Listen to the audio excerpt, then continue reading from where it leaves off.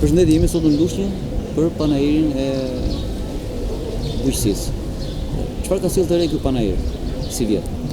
Ky është viti i 5 që ky panair organizohet, dhe sidomos kryesisht, më saktë jo kryesisht, po është vendi ku ne kemi organizuar është për ka qenë Lushnja.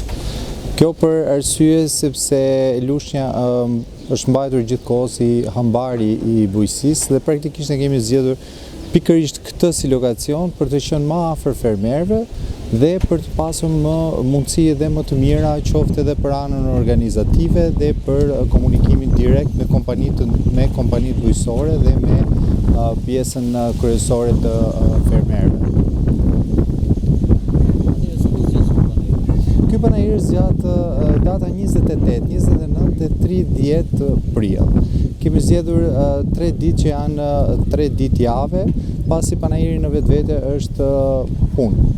Koncepti është që të bëjmë biznes dhe janë ditë jave, ditë pune, për të organizuar sa më mirë dhe kompanitë, qoftë edhe fermerët, për të ardhur sa më pranë, sa më shpejt dhe sa më pranë biznesit, për të mbyllur sa më shumë kontrata dhe sa më shumë oportunitete për qoftë edhe për zhvillimin e produkteve të tyre, për zhvillimin e biznesit të tyre e tjerë. Zakonisht një fermer çfarë kërkon nga ky panair? Çfarë kërkon këtu? Atëherë, fermeri kryesisht këtu gjen produktet e para.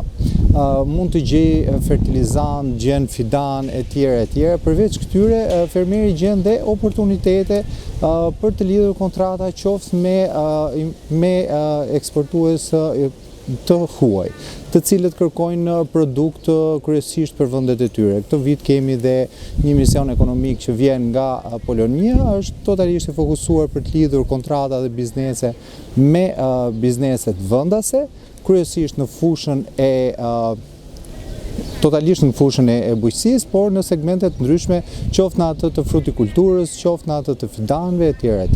Zakonisht si funksionon ky bashkëpunimi që kanë të huajt në rast konkret misioni ekonomik me një fermer apo një grup fermerësh? Zakonisht takimet e para që bëhen për të parë mundësitë e bashkëpunimit, shikohet edhe profili i gjithë secilit.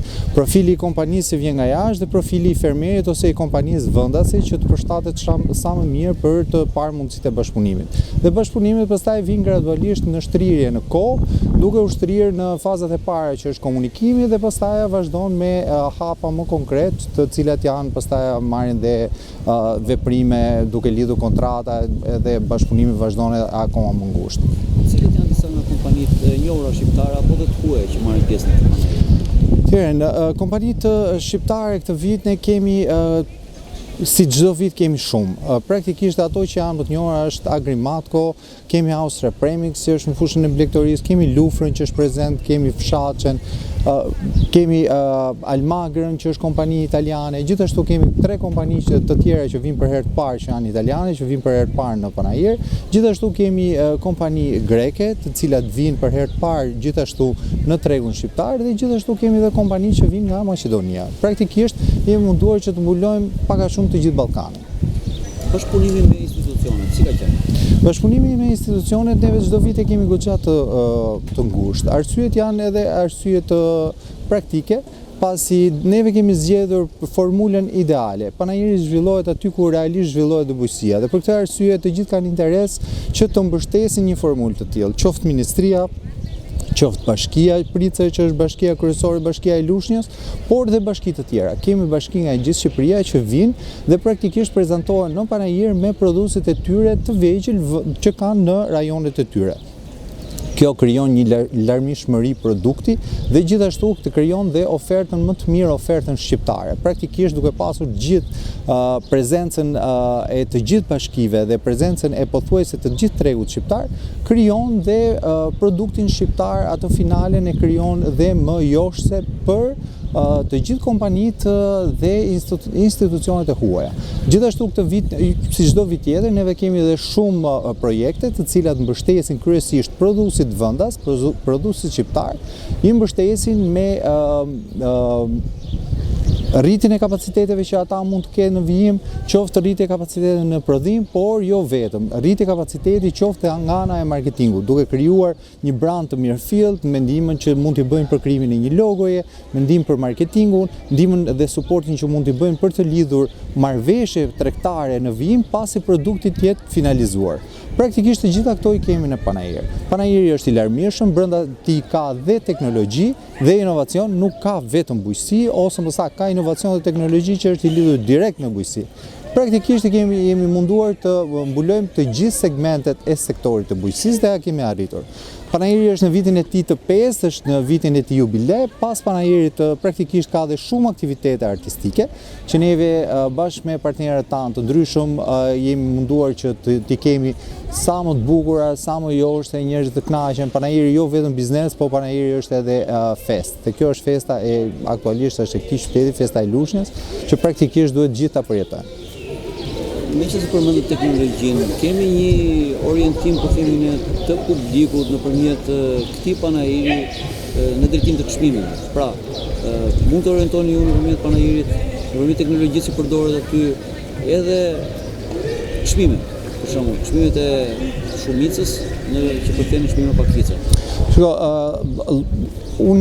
Ne jemi organizator Panayiri, praktikisht sektori nuk i hyn dot kaq shtellë, por një logjik e thjeshtë dhe një logjik praktike të çon në faktin që teknologjia, arsyeja pse është shpikur, është një nga mjetet kryesore që njeriu ka për të lehtësuar jetesën e tij.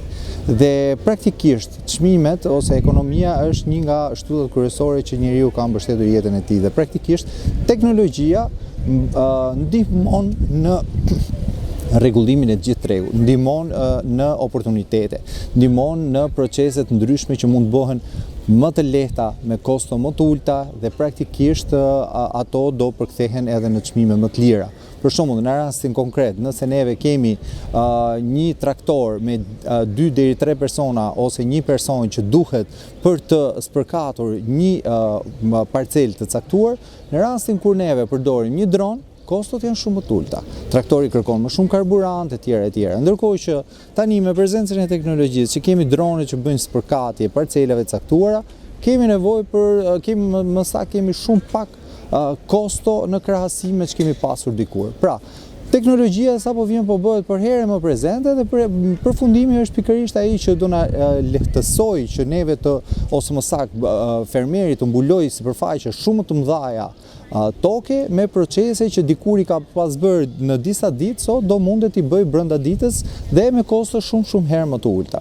Ky është koncepti i teknologjisë dhe ajo çfarë është futur deri më tani.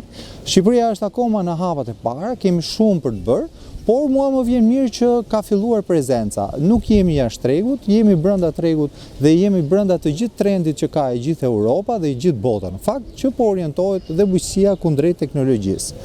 Kështu që edhe ne nuk përjashtohemi, por jemi në hapat e para. Duhet akoma dhe shumë punë, shpresojmë që të bëhet më e mira, shpresojmë që të ketë edhe mbështetje për fermerët, që praktikisht teknologjia do të mbështetjen e saj. Nëse kemi mbështetje financiare, të gjithë e përqafojnë qoftë teknologjinë, qoftë gjithë produktet e mira. Në rast se pastaj kemi mungesë të financave, pastaj fillohet edhe vështirësia bëhet dhe akoma më e madhe. Procesi i rritjes është akoma më i ngadalë dhe patjetër dhe më i mundimshëm. Pra e bie që nëse një fermer do të spërkasi me drone dhe jo vetëm që ndihmon teknologjia, po ndihmon edhe çmimi i dronit që mund të jetë më i lirë se sa i traktorit. Absolutisht, çmimi i dronit më i lirë, por edhe vetë droni harxhon më pak. Praktikisht nëse një traktor kërkon karburant, me këtë që po ndodh sot në botë, me karburantin, me lëndët djegëse, sapo vinë çmimet, po rriten etj. Shqipëria ka një avantazh shumë të madh që energjia elektrike jona nuk varet nga lëndët djegëse, por jemi hidrik dhe praktikisht kemi mundësi që të përballojmë këto kriza kaq të mëdha energjike, kemi mundësi që t'i përballojmë pak më mirë se vendet e tjera. Për këtë arsye droni automatikisht karikohet me energji elektrike, kostot i ka më të ulta se sa karburanti. Karburanti është për herë më i shtrenjtë, ka kostot e veta, sapo vjen po bëhet dhe më i vështirë dhe situata fillon dhe agravohet. Ndërkohë që teknologjia në rastin konkret vjen në ndihmë. Pra, unë sot do sugjeroja një fermeri që të shikonte më shumë kundrejt teknologjisë se sa kundrejt faktit për të blerë një mjet tradicional siç mund të ishte traktori. do preferoja shumë që për procese të caktuara të gjenin mjete alternative inovative, sesa të drejtoheshin akoma tek mjetet tradicionale. Arsyeja është shumë e thjeshtë. Në momentin që buxhetet janë ose financimet janë siguruar, sepse kjo është dhe kryefjala, gjetja e financimeve, shpeshherë bujku nuk e ka mundësinë e gjetjeve të financimeve, për këtë arsye blen mjetet tradicionale dhe shpeshherë edhe të përdorura. Nuk janë të reja etj. etj. Momenti që neve kemi siguruar dhe shpresojmë shumë që me gjithë lëvizjet që po bëhen të kemi financime, në momentin që bujku do ketë financime, unë do sugjeroja që më mirë të orientohej kundrejt mjeteve inovative sesa mjeteve tradicionale.